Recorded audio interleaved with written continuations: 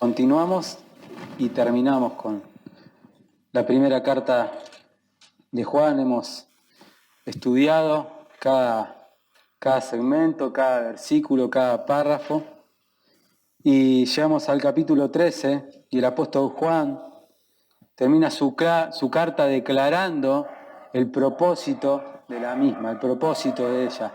Seguridad, certezas, confianza que tienen los hijos de Dios y no el mundo. Confianza que tienen los hijos de Dios, los que han nacido de nuevo, los que han recibido el testimonio a través de la predicación de la palabra, del Espíritu Santo en su vida, de que Jesucristo es el único Dios verdadero, Dios encarnado, hecho hombre, 100% Dios y 100% hombre. Vivimos en un mundo donde realmente nada es seguro. Hay falta de seguridad y confianza por donde lo miremos.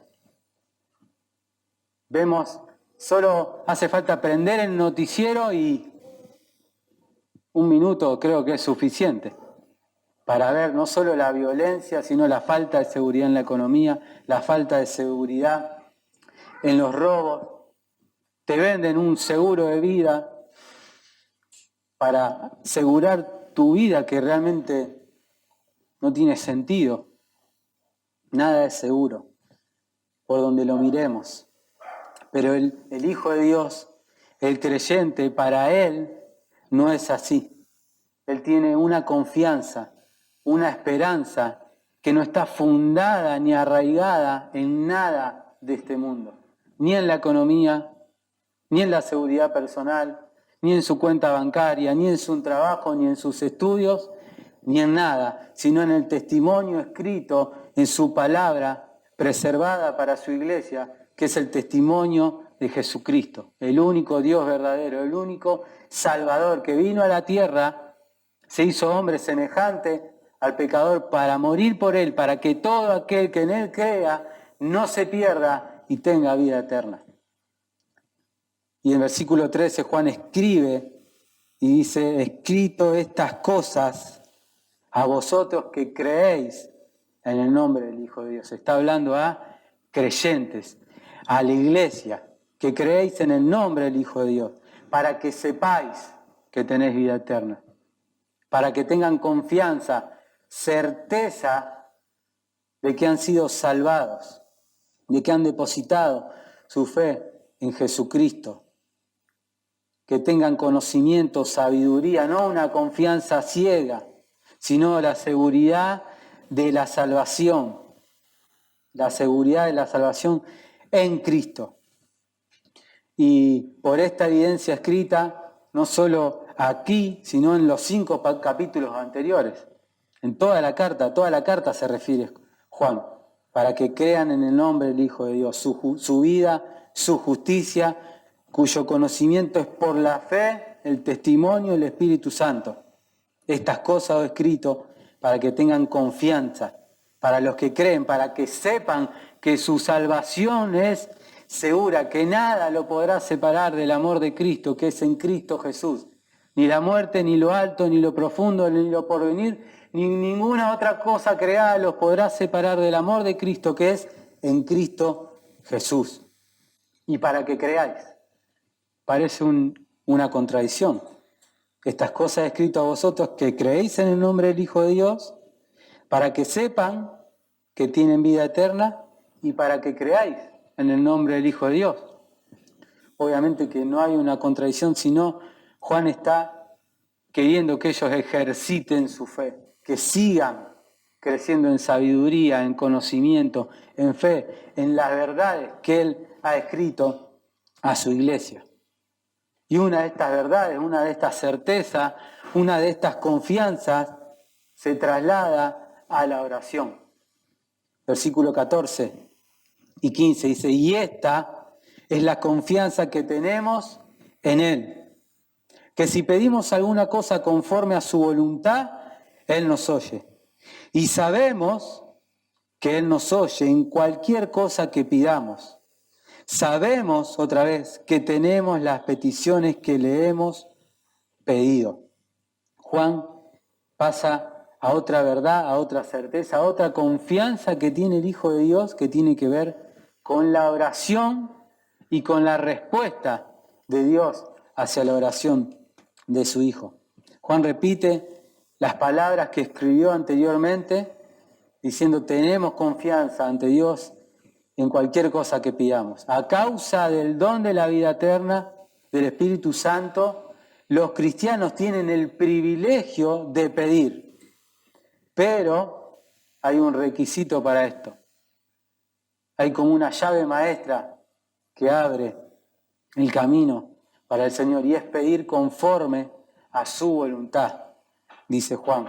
En el capítulo 3, versículo 21, leemos, dice: amados, si nuestro corazón no nos reprendiere, confianza tenemos en Dios, y cualquier cosa que pidamos, la recibiremos de Él, y aquí está la llave, porque guardamos sus mandamientos y hacemos las cosas que son agradables delante de Él. No solo pedimos conforme a su voluntad, sino que porque guardamos sus mandamientos, porque andamos en sus caminos.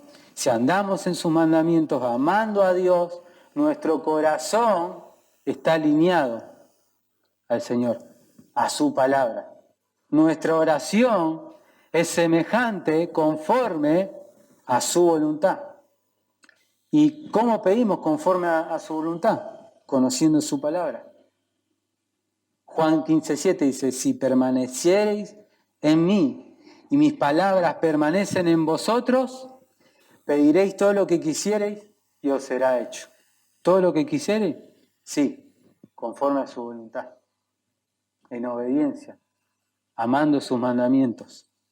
El creyente que camina en santidad, que está en comunión con el Señor, en su palabra, ora cada vez más como oraría Jesús. Y esa oración la escucha el Padre y la responde. Por el contrario, en lo opuesto, el creyente que tiene estorbo en su corazón, que hay pecado en su vida, su oración, podríamos decir, que no pasa ni el techo. La enseñanza bíblica acerca de la oración es pedir. Dios quiere que pidamos, que vayamos a Él, confiando en Él, no en nuestra habilidad de hablar, no confiando en nuestra seguridad, sino en Él, según su voluntad, como el Señor Jesús lo hizo en el huerto de Getsemaní, Mateo 26:34. No se haga mi voluntad, sino la tuya. Ahora, es verdad que experimentamos que no toda oración recibimos de Dios una respuesta afirmativa o rápida. Experimentamos eso.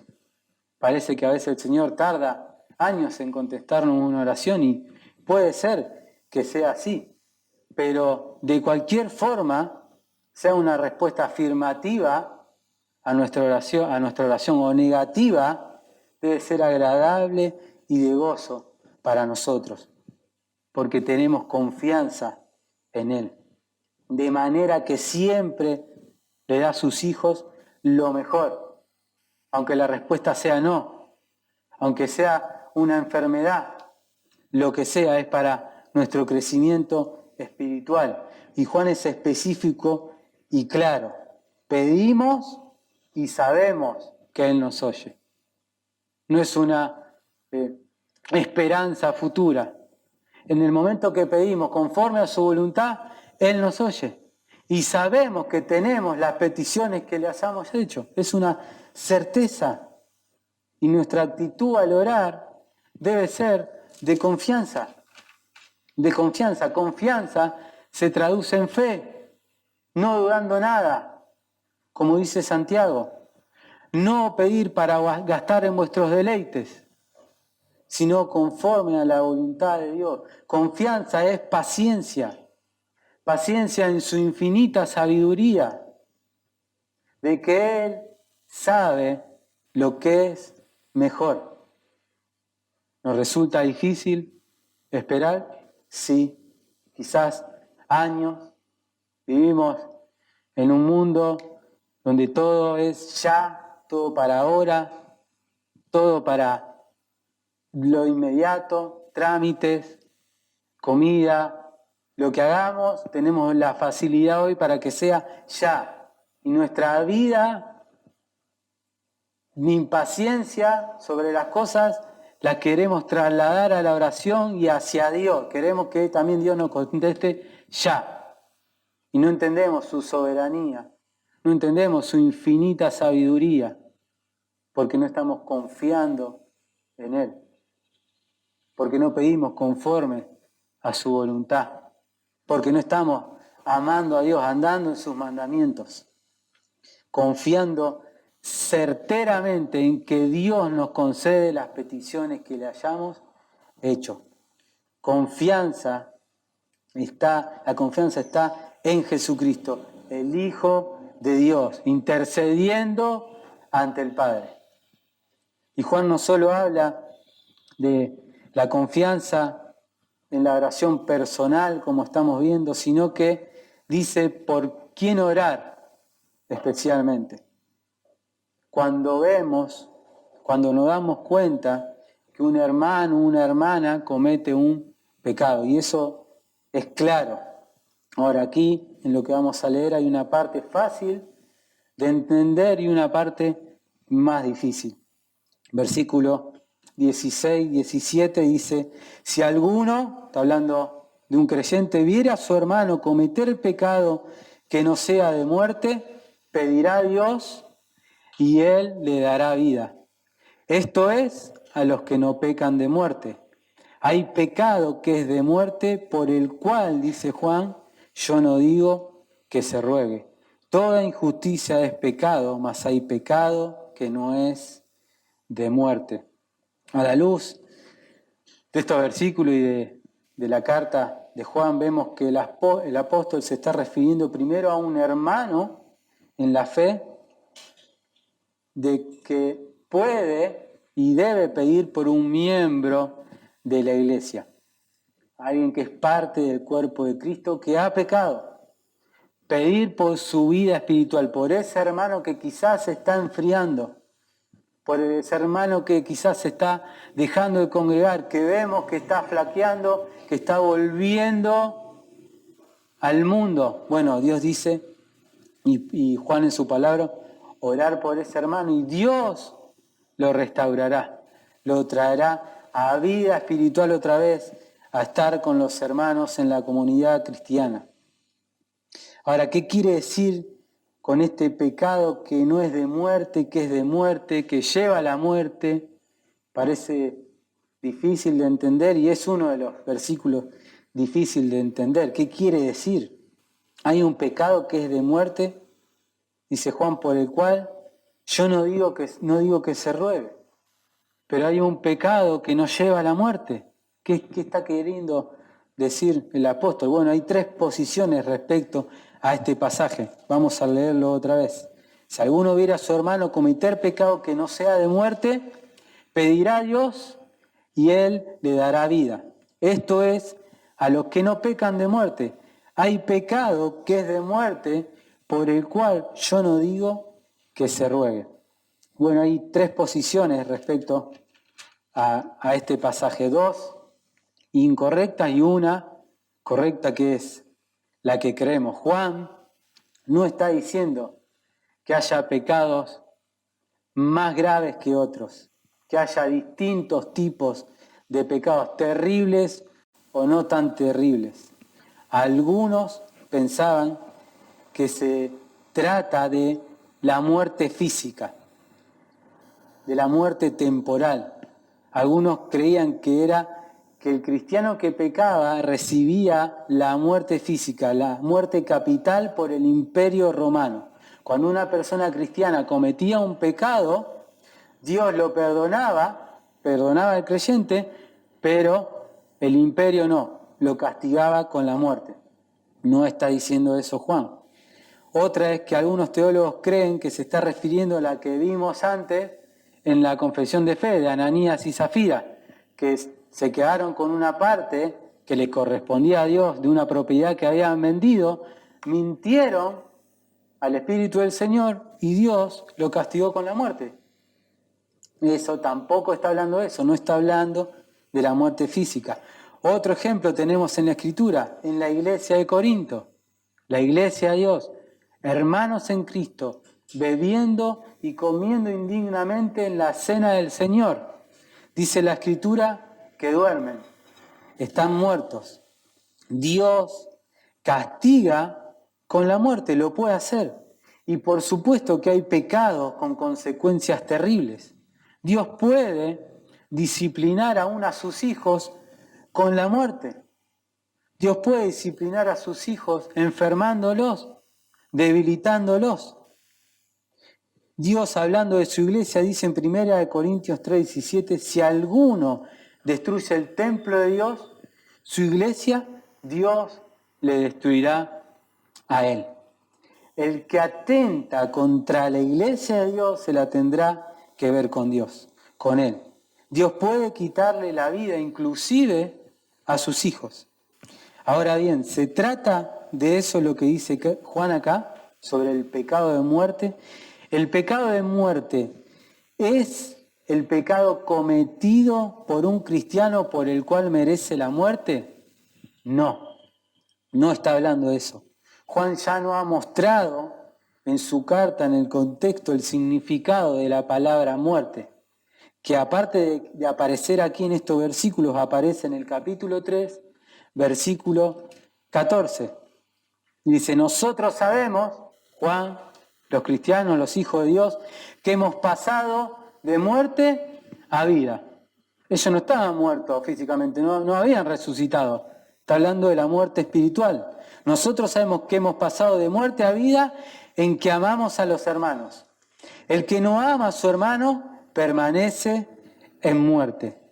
Permanece en muerte. No se está refiriendo a la muerte física, a la interrupción de la vida, sino a la muerte espiritual. Ahora, también sabemos que nacemos en un estado de muerte espiritual, separados de Dios, destituidos de la gloria de Dios por el pecado traspasado a todos los hombres, como el pecado entró al mundo por un hombre, así la muerte pasó a todos los hombres por cuanto todos pecaron y están destituidos de la gloria de Dios. Y por nuestras transgresiones está la muerte espiritual, que va acompañada y se traslada a la muerte física. Pero por gracia y misericordia de Dios, el que tiene al Hijo, tiene la vida. El que cree en Jesucristo como su Señor y Salvador, tiene vida eterna. Tiene vida eterna.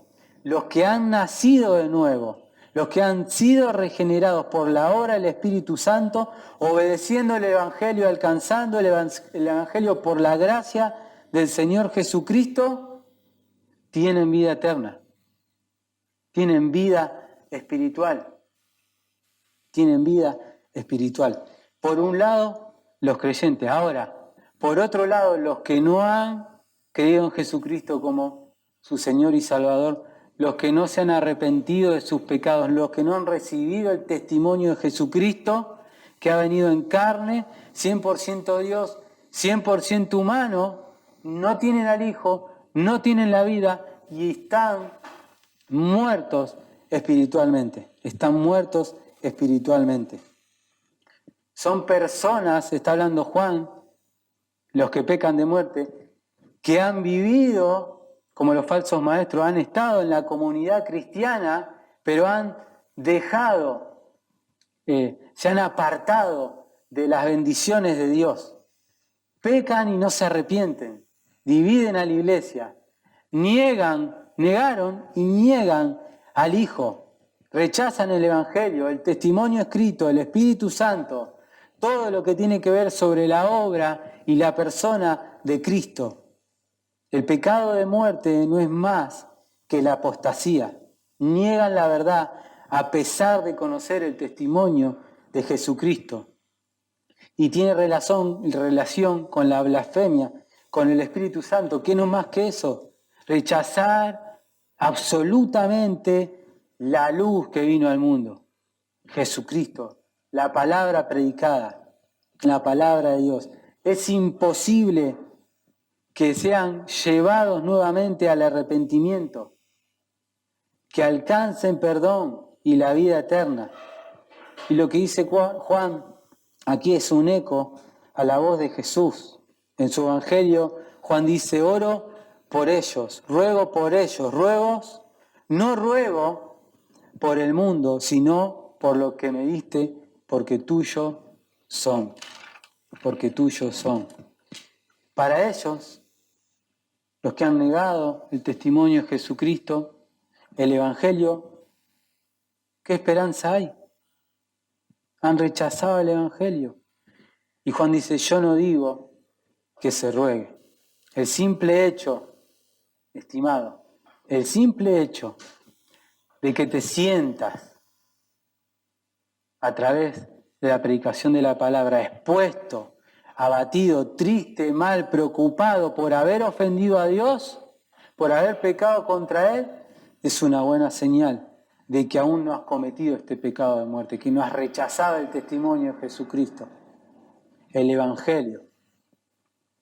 Ahora seguimos avanzando en la carta y en el versículo 18, Juan dice, sabemos otra vez, certeza, que todo aquel que es nacido de Dios no peca. Mas el que es engendrado de Dios se guarda a sí mismo y el maligno no le toca. Sabemos otra vez que somos hijos de Dios y todo el mundo yace en maldad.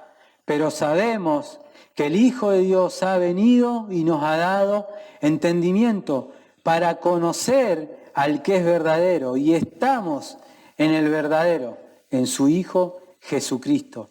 Este es el verdadero Dios y la vida eterna.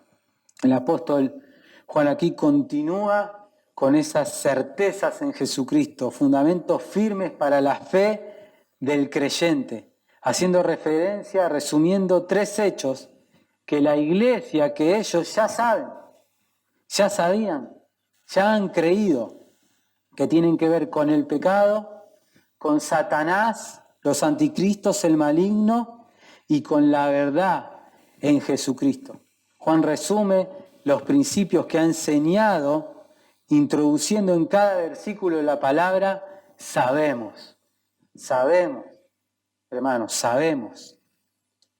Repite aquí la verdad del capítulo 3, versículo 9. Dice versículo 9 del capítulo 3, todo aquel que es nacido de Dios no comete pecado, porque su simiente permanece en él y no puede pecar porque es nacido de Dios. Ese es el resultado. Dios ha puesto en el corazón del creyente su Espíritu Santo y no puede pecar. ¿Peca? Sí. ¿Cae en pecado? Sí. ¿Lucha con el pecado? Sí, pero no practica el pecado. No lleva una vida del pecado. Cuando peca, le duele. Cuando ofende a Dios, se aflige porque ha nacido de nuevo, porque tiene el testimonio de Jesucristo en su vida, el Espíritu Santo, uno igual a Jesús. Juan dijo, y yo os daré otro consolador para que esté con vosotros para siempre. Uno igual a Jesús dentro de nosotros, morando en el corazón del creyente para ayudar a combatir el pecado. Tenemos deseos fuertes, a veces opuestos a la santidad de Dios, pero somos guardados por Jesucristo. Dice Juan, sabemos que todo aquel que es nacido de Dios no peca, quiere decir que no practica el pecado. Mas al que es engendrado de Dios se guarda a sí mismo y el maligno no le toca. Somos guardados por Jesucristo, somos guardados por Dios y tenemos una responsabilidad. Dios nos manda a vestirnos de toda la armadura de Dios para combatir las acechanzas del diablo. Pero somos guardados por Jesucristo, por Dios, y dice, y el maligno no lo toca. no lo puede asir, significa, no lo puede agarrar, no lo puede sostener. Eso está diciendo Juan. ¿Puede perseguir? ¿Puede tentar Satanás? Sí. ¿Puede probar? ¿Puede acusar al creyente? Sí. Pero Dios protege a sus hijos e impone los límites al maligno, a Satanás, al príncipe de este mundo, al Dios de este siglo. Dios, Jesucristo, salvó, salva y salvará al creyente. Qué tremenda afirmación, hermanos. Y qué paz para el Hijo de Dios.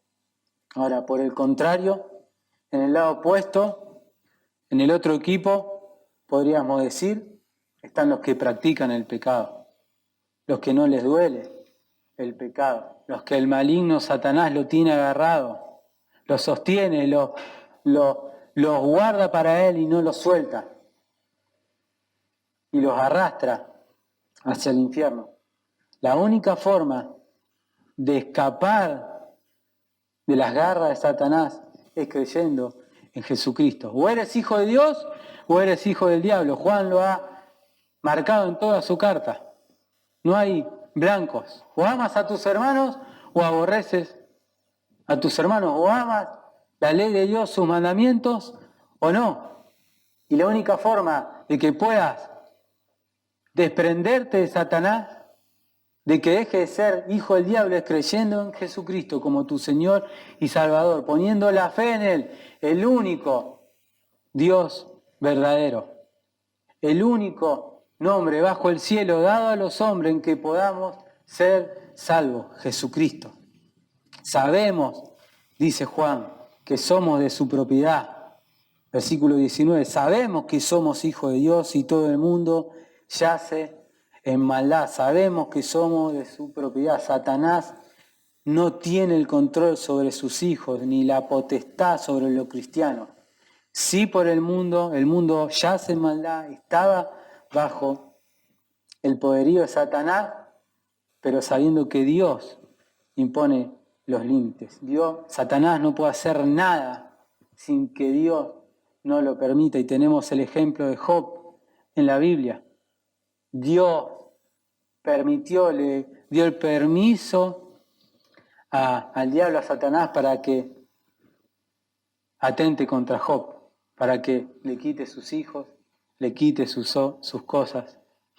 Y así todo, Dios guarda a sus hijos. El cristiano entiende muy bien la razón de la maldad que yace en el mundo, en este mundo cruel y violento, donde las perversidades son cada vez peores, pero detrás de los ladrones, detrás de los asesinos, de los ateos, de las leyes que van contra los principios de Dios, está Satanás, el diablo, el primer homicida, el primer mentiroso. Y debemos tomar en serio esto. No tenemos que tomarlo con liviandad. Debemos tomar la vida cristiana con la seriedad y la responsabilidad que se merece. Una pequeña ilustración. Imaginemos que termina la reunión, compartimos tiempo juntos y al salir de la reunión llegamos a nuestras casas o nos encontramos con un vecino, prendemos la tele y nos enteramos que las ciudades donde vivimos ahora está llena de caníbales. Parece chistoso, pero es una ilustración. Está llena de caníbales. Hay un peligro latente ahora al salir a la calle, a hacer las cosas que tenés que hacer, ir a trabajar, llevar a tus hijos al colegio, salir a caminar, lo que fuera. Hay un peligro latente porque hay caníbales, corre riesgo tu vida. ¿Vivirías igual? ¿Te manejarías igual en el mundo? ¿Cómo actuarías? ¿Tendría más precaución? ¿Tomarías recaudos?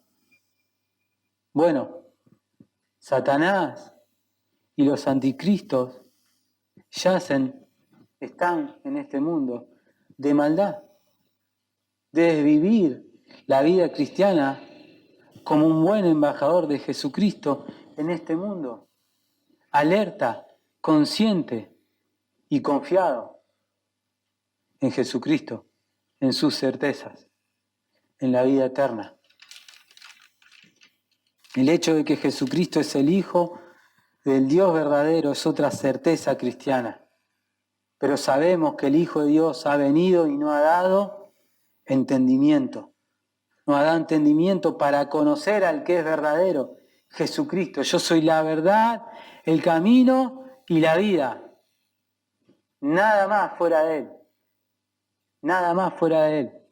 Yo soy el camino, la verdad y la vida. Nadie, absolutamente nadie va al Padre si no es por Él. Por el verdadero. Y estamos en el verdadero, dice Juan. Tienen la certeza de que están en Cristo porque creyeron en el testimonio de Jesucristo. 100% Dios, 100% humano. El verdadero Hijo de Dios.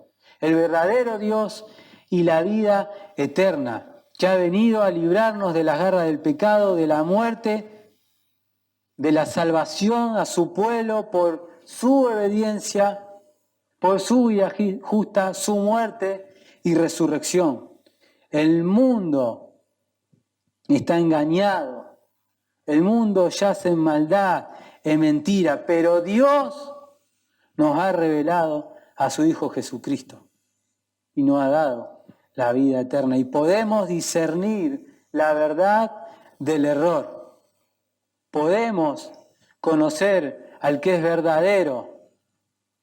Podemos conocer al que se presenta como enviado de Dios, como pastor, apóstol, profeta, y viene a hablar de parte de Dios como ellos estaban en ese momento luchando con los falsos maestros, los anticristos, los falsos hermanos. Y lo conocemos y nos damos cuenta porque tenemos una relación estrecha con Jesucristo y con el Padre. Juan culmina su carta en el versículo 21, hijitos guardados de los ídolos. Amén. Dice Juan, culmina su carta instando a los creyentes a abstenernos de toda forma de adoración, que nuestro corazón se inclina a todo lo que no tiene que ver con Jesucristo, con Dios. Ahí ellos especialmente a los falsos maestros, los engañadores. Pero nosotros, hoy, aquí, en este tiempo, podemos traer a nuestro corazón cualquier tipo de ídolos. Nuestra esposa, nuestros hijos, nuestro trabajo, lo que fuere, para reemplazar a Dios. Nuestra angustia, para no ir confiados a Él en oración. Tus pecados, guardados de los ídolos. Amén. Y ya para terminar, la pregunta más importante que te tienes que hacer si estás hoy aquí. ¿Tienes estas certezas en Jesucristo, en Dios, en el testimonio de Cristo? ¿Tienes la vida eterna? ¿Tienes esta seguridad, estas certezas que en Jesucristo, que Jesucristo es el camino, la verdad y la vida y que nadie va al Padre si no es por Él? ¿Tienes esta certeza de gozo ancladas en tu corazón por el Espíritu Santo acerca de la salvación, de tu eternidad? ¿Dónde la vas a pasar? ¿Si en el infierno o en el cielo junto a Dios? ¿Te has arrepentido de tus pecados? Si no es así, la palabra te está confrontando. Y todavía hay tiempo. Hoy es día de salvación, dice el Señor. Todo el que a mí viene, no lo echo fuera, dice la palabra. Y honestamente a los hermanos, honestamente, examina tu vida. Examina tu vida si estás en la verdad. Trata honestamente contigo si estas certezas son verdaderas en tu vida, si confías en el Señor, si tienes una comunión verdadera con Él, si aborreces el pecado, si amas a tus hermanos. Que el Señor les bendiga.